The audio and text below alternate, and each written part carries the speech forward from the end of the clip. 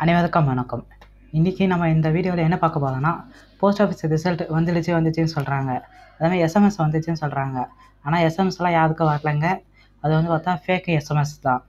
SMS பார்த்தா வந்தால் எல்லாருக்குமே வெப்சைட்டில் பார்த்தா ரிசல்ட்டை அப்லோட் பண்ணியிருப்பாங்க. அப்படி பார்த்தா வெப்சைட்டில் பார்த்தா ரிசல்ட் அப்லோட் பண்ணல.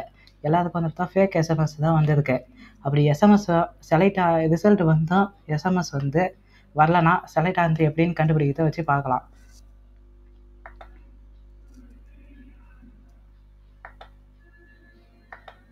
இதோ இருக்கு வெப்சைட்டு.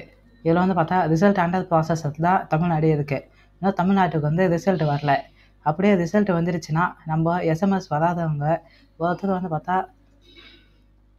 எஸ்எம்எஸ்க்கு பார்த்தா ரீசார்ஜ் பண்ணாமல் இருந்திருப்பாங்க. சிக்னல் கிடைக்காம இருந்திருக்கும். ஆனால் 2 days ஆர் 3 days பார்த்தா ரிசல்ட் எஸ்எம்எஸ் வராமல் இருக்கும். அவங்க பார்த்தா மன உளைச்சலுக்கு ஆளாக வேண்டாம். இது பார்த்தா ரிசல்ட் வெப்சைட்டில் போய்ட்டு ரிசல்ட் ரிலீஸ்டுன்னு இருக்கும்.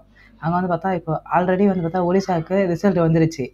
அந்த ரிசல்ட் வந்த இதில் பார்த்தா இப்படி செலக்ட் பண்ணி பிடிஎஃப் வந்துருக்கும். அந்த பிடிஎஃப் இதை பார்த்துட்டுங்க. இது ஆல்ரெடி ரிசல்ட் வந்தது தான் ஒடிசாவுக்கு. இந்தமாரி ஆல்ரெடி ஒடிசாவுக்கு பார்த்தா ரிசல்ட் வந்துருக்கு. இந்த ரிசல்ட் பார்த்தீங்கன்னா நம்ம செலக்ட் ஆகிடுமா, எந்த பிளேஸில் செலக்ட் ஆகிடுதுன்னு ஈஸியாக பார்த்துடலாம். அதனால் பார்த்தா ரிசல்ட் தமிழ்நாட்டுக்கு ரிசல்ட் எஸ்எம்எஸ் செலக்ட் ஆனது தெரியாமல் எஸ்எம்எஸ் வராதவங்க பார்த்தா இந்தமாரி பார்த்தா ரிசல்ட் ரிலீஸில் இந்தமாரி பார்க்கலாம். இந்த வீடியோ உங்களுக்கு பிடிச்சது மறக்காமல் லைக் பண்ணுங்கள்,